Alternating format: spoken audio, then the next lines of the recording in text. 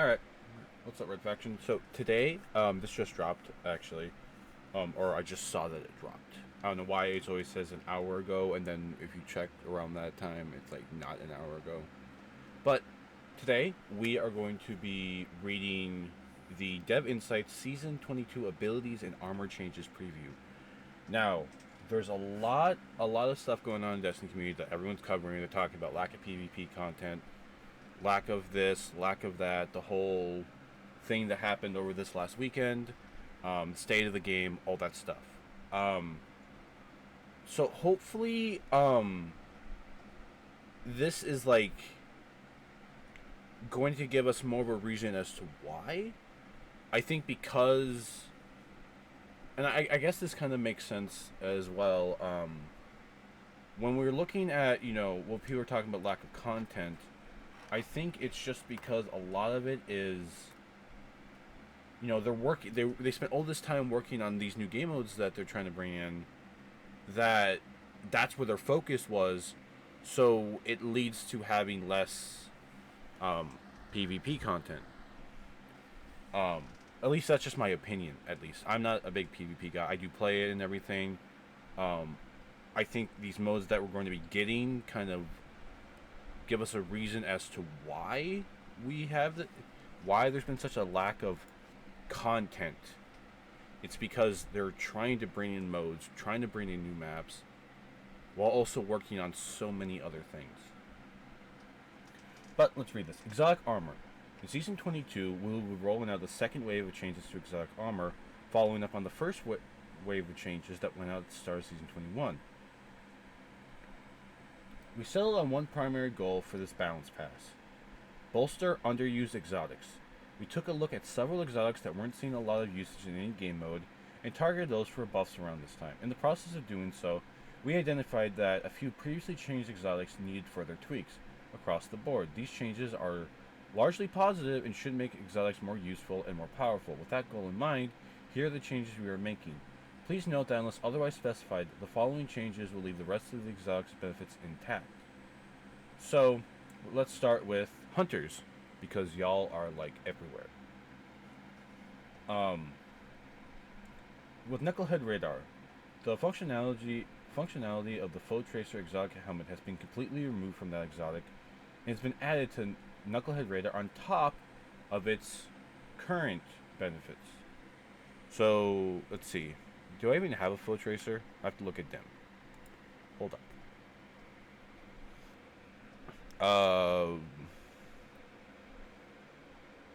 Hunter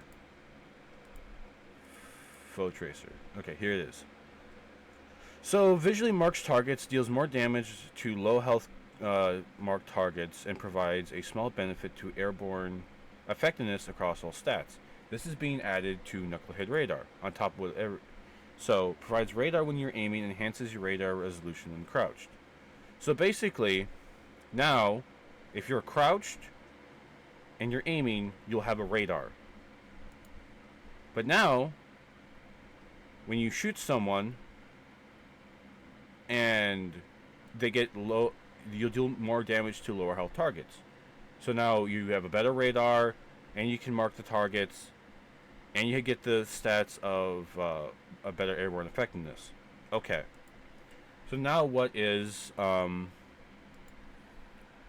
Tracer going to do? We took some cues from the popular monochromatic Maestro artifact perk for this one. When you deal damage with one of your abilities, you gain a damage bonus with weapons that have the damage type matching your subclass. Additionally, when you defeat an enemy you damage with one of your abilities, either with another ability or with a weapon with the damage type matching your subclass type, you will spawn one of the collectible objects associated with your subclass, such as ionic traces or fire spites. So now, this will allow you to kind of run something else instead of just finding a way to get, like, let's say you throw a grenade out. And say you throw, like, if you're using arc as one of the examples, you throw arc out and then use an arc weapon, but you don't have the ionic trace thing when you get kills with arc weapons to get ionic trace. Now you will. Okay. Kind of weird. that they're giving that to this exotic, but okay. Lucky Raspberry. This exotic was a little too unreliable in its current form, so we've taken a crack at streamlining its energy gains while leaving some of the benefits intact. This exotic still expands on the chain capabilities of the arc bolt grenades, but now instead of basing the grenade energy gains on those chains, each time you damage an enemy with the lightning strikes from a jolted condition, as well as each time you pick up an ionic trace, you will gain additional grenade energy. Also, we've given this grenade the intrinsic ability to stun overload champions. Now you don't have to jolt them and then trigger the jolt lightning strikes to stun them, making these grenades more reliable tool against overloads. Renewal Grass. We've undone the previous nerf to Dustfield grenade cooldowns when using this exotic. Okay. I hope they talk about what they're going to be doing with some of the abilities, because this is kind of... Okay. Wow, this actually covers a lot. Holy. Ice Fall Mantle, Doomfame Palindromes, Path of the Burning Steps, and Eternal Warrior. Season 21 includes some changes to the Eternal Warrior and Path of the Burning Steps. We added an escalating damage bonus to arc and solar weapons, respectively. When you get kills with those damage types, we like that this gave players another way to get surge-like bonuses, but the Eternal Warrior seemed to have the most reliable way to get tier 4 damage bonus. We made some further changes to these perks to make them a little more reliable, also while expanding the functionality of the other two exotics. So, for Stasis, for Void, for Solar, for Arc. Okay, that's interesting. ACD 0 Feedback Fence. This exotic got a complete mechanical rework and now ties into the armor charge system, increasing its versatility and making it more useful in scenarios where you might not be taking a lot of melee damage. With the new perk, which completely released the old, when melee hits you, gives you an armor charge. You take reduced melee damage when you have that armor charge. Taking melee damage causes you to miss a burst of arc damage that jolts opponents, consuming your armor charge and dealing more damage based on the number of stacks consumed. Note that the damage dealt by the arc burst energy should be comparable to its current damage of 3 to 4 stacks of armor charge. So you get hit. So, okay. So you get hit by a melee. You get an armor charge. You'll take reduced damage when you have that armor charge. And it will jolt them. Consuming the armor charge and dealing more damage based on the number of stacks consumed. So this makes having... what's that mod called? I know what it is. It's the one where if you pick up orbs, you get it. This is going to make using... This might make Ward of Dawn a little... no. I don't know.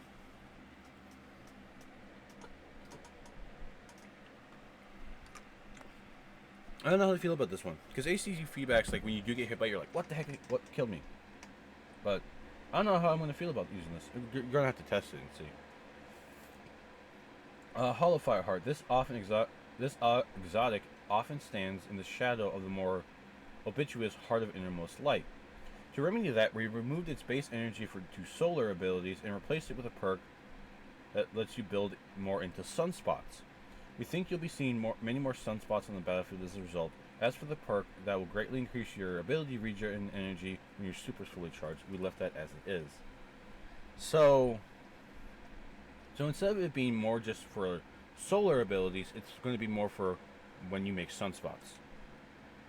I think this is going to make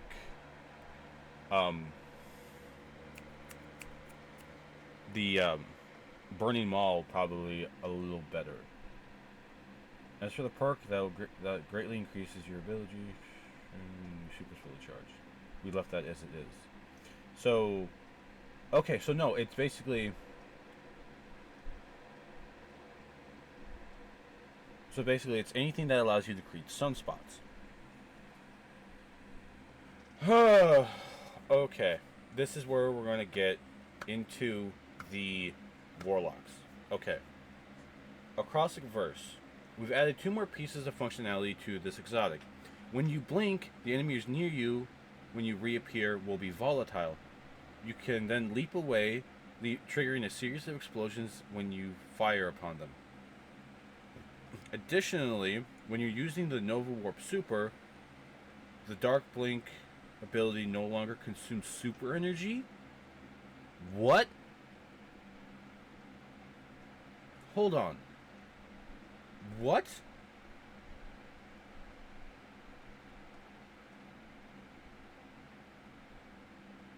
So wait, so now, oh god, Jay Raid's gonna love that. Or Drove Raided. He's gonna love that. So basically what happens is, when you blink, the enemies near you when you reappear will be volatile. You can then leap away, triggering a series of explosions when you fire upon them. So basically, if you're surrounded by enemies, let's say like you're in PvE, you can blink away from them, or blink towards them. They'll become volatile. You can then leap away. They'll then trigger. That's gonna need to be tested. I think I have enough. I have that exotic too. Yeah, I do. And it's actually a good stat distribution. Huh. Gonna have to try that out at some point. Additionally, when you're using the Nova Warp Super, the Dark Blink ability will no longer consume super energy, which means now when you do your blink forward, not the jump, but the blink, you know, the thing you can go side to side, that won't consume super energy anymore. Oh, yes. Okay, now we need to read this one. This one right here. Okay. Geomag stabilizers. While we've often heard calls to restore the perk to let you top off your super energy by sprinting, the legacy of that incentive still creates a pretty silly play patterns. Instead, we wanted to give players a way to get more super energy no matter how charged their super was. Now, picking up an Ionic Trace while wearing this exotic will grant Guardians additional super energy.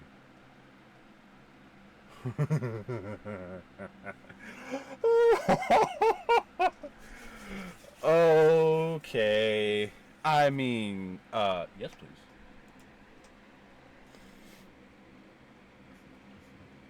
And I do have a good Geomag, and I do have a good Centrifuge built up. That is going to be great. Interesting. 2 very good exotic changes. Like, I don't play the other 2 classes that much, so I don't know how these are. But these 2 are really freaking good, and I really do like using this. I don't think I'm going to be using the blink functionality of it, but I will be using this functionality of it. Wings of Sacred Dawn. Leaning into the orbital weapons platform fantasy, we wanted to help players have a way to stand aloft longer, especially in target-rich PvE environments.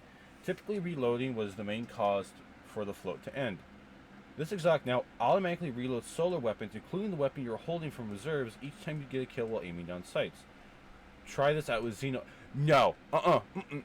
No, don't. I will snipe you out of the air in Gambit if I see a Winds of Sacred Dawn and then someone's like Xenophage. No.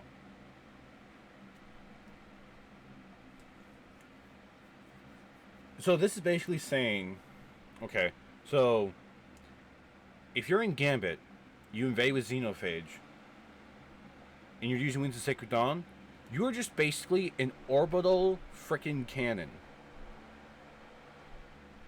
No, no, I just thought of something worse.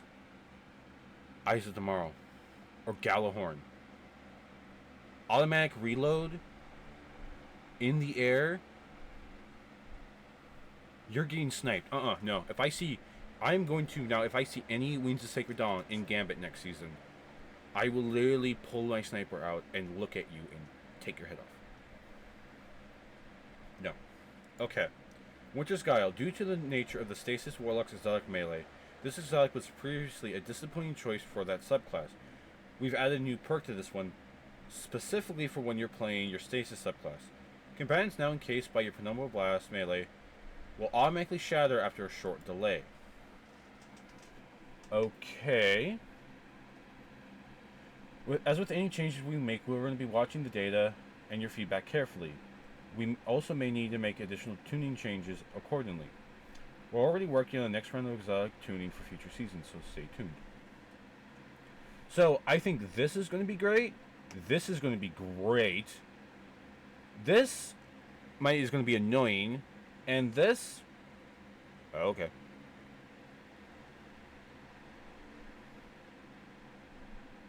Winter's Guile did what again? Because I don't really use it. Winter's Guile. Here it is. Eliminate enemies with melee attacks increase your melee damage. Oh, so that's why they did this. So when you... so, Penumbral Blast melee, so people get encased by it, will automatically shatter after a short delay. So you can kind of just go, forget, but it'll increase your melee damage. Okay. Ability preview. Hey folks, Combat Gameplay Team here to run through the ability changes coming with Season 22 later this month. Before we get into the actual changes, let's go over the goals for this release. Reduce the uptime and potency of barricade abilities, particularly in high-level PvP activities. Reduce the potency of Striker Titan in high-level PvP activities both in neutral game and when supers come up. Correct the one-size-fits-all nature of Suspend in the combat sandbox. Rebalance your Strand Fragment suite to bring underperforming options and normalize the potency of overperformers. Starting off with a Barricade, this ability is a potent tool for closing off lanes, bunkering under fire, and creating a safe space to get a revive, and gathering information in relative safety. In PvP specifically, the prevalence of barricades can slow down the pace of the game in a manner that doesn't have much in the way of meaningful counterplay. We've been experimenting for a while to opt in ways to play around barricades, including anti-barrier rounds via the artifact or exotic weapons, origin traits, subclass buffs, tuning of the damage of special weapons towards barricades, and more. These are all meant to increase an attacker's ability to remove the barricades from question. However, it's clear that in the heat of the moment, these are kind of out-of-combat decisions aren't really coming into play. So we're making the base level changes across the different barricade abilities, primarily targeting the strength of Towering Barricade. In Season 22, Towering Barricade's base cooldown will be increasing significantly, and all barricade objects will receive a reduction in their maximum health pool. Towering Barricade. Base cooldown has been increased from 48 to 70. All barricades will have a maximum health of 500. Damage resistance versus PvE combatants increased to compensate for this. Okay. At this moment, we're not extending the Towering Barricade cooldown changes due to the Bastion variant, which already has a base cooldown of 100 seconds. However, the maximum health reduction does apply, bringing its effective HP against players from 500 to 417. Players can deal an additional 20% damage to Bastion barricades as a change we introduced in patch 4.0.0.4. Next up, Striker Titan. It probably won't surprise you when you hear that that Striker has been significantly overperforming the high-level PvP activities like Trials of Osiris. While we believe a small portion of this is due to the strong focus of Arc and the seasonal artifact, we also believe that their base kit has a few elements that are too strong. We made recent changes to both of these atoms, but neither their prevalence nor performance has meaningfully shifted, so we're taking another swing at Thunder Crash and Knockout. Theoretically, Thunder Crash is a one-off super, but in practice, its kill potential is closer to that of a Roman super, so we've been updating its base cooldown to reflect that. As damage dealt and received is a primary factor of super regeneration rates, particularly in PvE, we believe this change will be more strongly in lower player count PvP like Trials and Competitive, without being too disruptive for our PvE strikers. Thunder Crash. Increase the base cooldown from 500 to 556, matching a majority of our Roman super roster. While we want Striker to live up to his fantasy of being a close quarter powerhouse, Knockout is currently too forgiving, letting players clean up engagements with a melee attack early in the fight, especially when combined with other melee enhancing atoms, like exotics and perks and different variants. For Season 22, we're reducing its damage bonus against players, but keeping a close eye on whether that should remain for future adjustments. Reducing the base damage versus players from 50 to 30. Okay. Last up, Strand. We've been monitoring Strand's performance since Lightfall's release. While we're happy with the way it's shaking up the sandbox across modes, there are a few outliers we need to address. First up, Suspend. We played with a variety of Suspend times during Strand development and landed on a long duration to differentiate Suspend from Stasis Freeze, offsetting the lack of Shatter equivalent with the additional disable time. Having seen the way it played out in the live game, we don't believe that this is the right place for Suspend to live. We want to shift both its uptime and potency for a few reasons. Suspend is currently a skeleton key that solves combat problems against all combatants. Its duration heavily steps on the toes of Stasis Freeze, which we want to keep as a high potency disable in the sandbox. The uptime of suspending atoms doesn't allow a meaningful player decision making when choosing when and where to place a hard disable. To address these, we're making a suite of changes across both Suspend and its supporting atoms to better carve out a healthier role for Suspend in the sandbox. The base duration of Suspend is being greatly reduced significantly. We felt further reduced it against champion commands to ensure that they remain a core focus in combat. A problem for the fireteam survivability that needs to be addressed with urgency.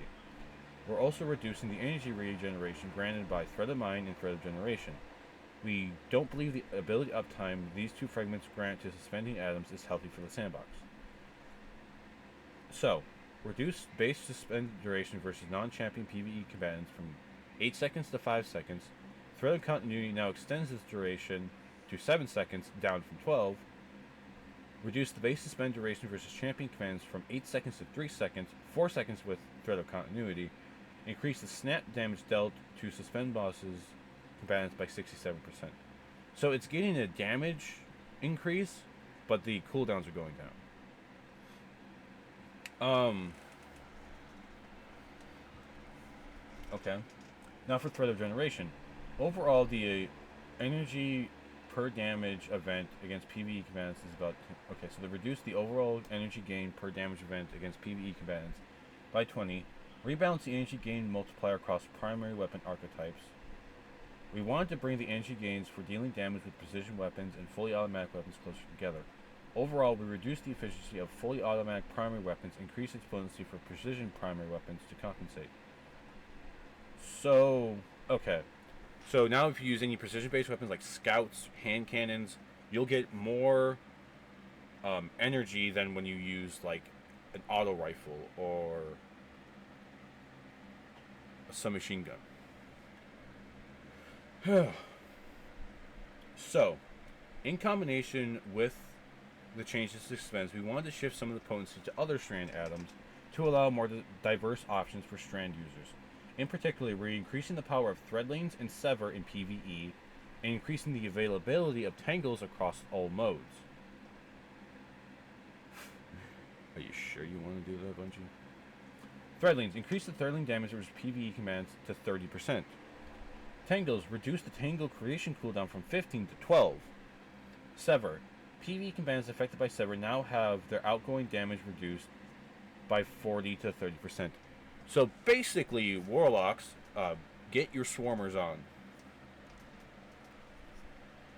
Get them on. You're going to need it. This is also going to make Hatchling in PvE a lot better as a choice.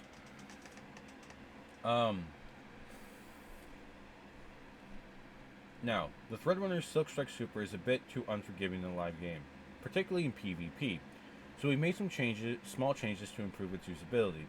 We'll continue to monitor its performance and make changes as necessary. Increase the Silkstrike damage resistance to 40%. Reduce the suppression time between Silkstrike Super air attacks. Reduce the vertical lift provided by Silkstrike's heavy attack to reduce instances of missing the primary target. While Threadrunner's Threaded Spectre aspect is performed well in PvP, we felt we needed to give it a little TLC in PvE. It should now be much more effective in PvE, as it will hold enemies' attentions longer, and casting Hunter is now effectively invisible to enemies for a couple seconds after creating a clone. Oh! So you're basically giving hunters using Strand invisibility? So they've increased the lifetime also for it to 12 seconds, increased its health versus PvE combatants. Threat Spectre now takes longer to detect nearby PvE combatants at the beginning of its lifetime. PvE combatants now more consistently focus on the Threaded Spectre instead of the Hunter. Allied players will no longer have a reticle magnetism towards the Threaded Spectre. Okay. The Broodweaver's Wanderer aspect is strong when thrown, but is somewhat hard and difficult to use in difficult situations, making it dangerous to leave the safety of cover to grab a tangle. While this aspect is equipped, destroying the tangle with your weapon will now weave the Wanderer, which surges upward and detonates, suspending any nearby enemies. We also want to increase the Wanderer's detonation range and damage. Oh, yes. So, what does this mean? Warlocks PvP, get your frickin' swarmers on. Get ready, because you're going to see some tangles.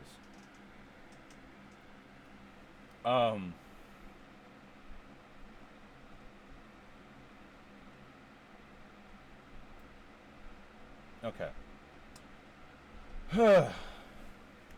Let's see how that plays out.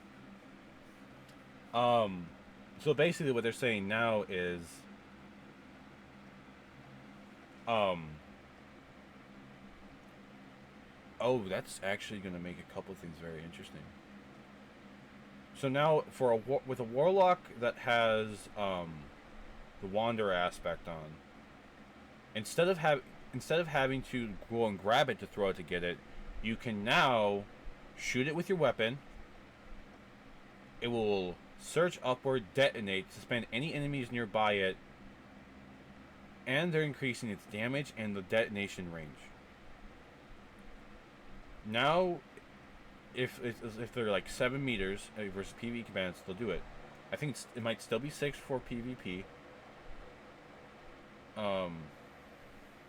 Now increase Throne Weaver's detonation damage to match standard Tangle detonations. So now when you use that one thing where when you shoot when you destroy a Tangle with a Strand weapon and all the stuff that works with Swarmers, now it's going to be better. We heard consistent feedback that the Strand grapple melee wasn't working as players intended, particularly for Hunters and Warlocks with ranged melee abilities. Now pressing your melee input consistently activates the grapple melee launch instead of your charge melee. That was probably my biggest gripe about grapple and why I started using Swarmers. This is actually going to be better.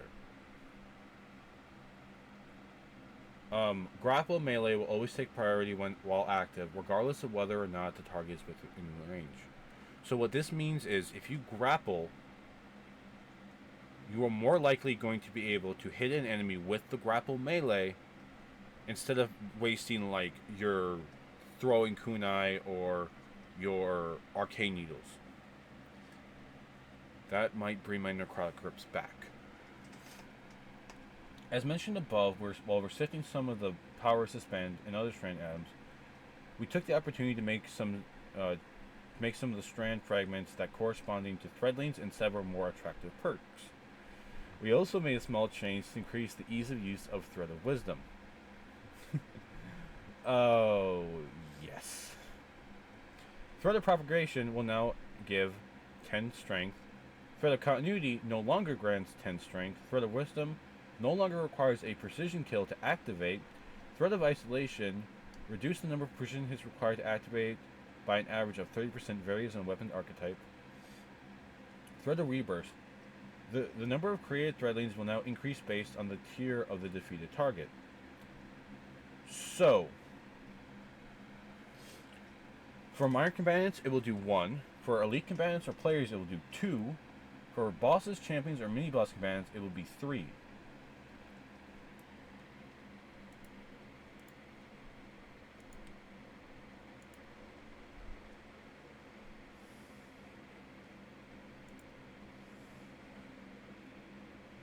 Okay. All this coming season 22 and some more changes too. Tune in for launch day for the full list of changes and bug fixes, including the fix for Celestial Fire's Scorch not activating melee perks like Sunbracers. While Season 22 is getting locked in, we're working on a suite of changes for Season 23 as well. We'll have more to share about Season 23 at a later date, but in the meantime, we'll be keeping an eye for all your feedback on these Season 22 changes. Now, let me look. Okay, so I have to look at what subclass I'm running. I think because of this, I'm running Strand. But I'm not on Destiny right now, so I don't know. But yeah, that's the changes coming. I think the biggest one for us Warlocks,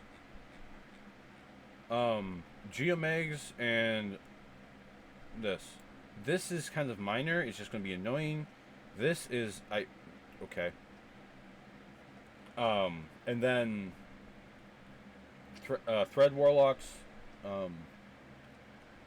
using Swarmers. Yeah, no, we're getting a nice little change here, and I think this will be great as well. I think the combination of this and this is going to make, if you use Swarmers or Necrotic Grips, is going to be good. So yeah, I'm actually really intrigued. I have to look at what all these currently do, and see if I have this one. It says if I lose 10 strength, I will probably go to this one.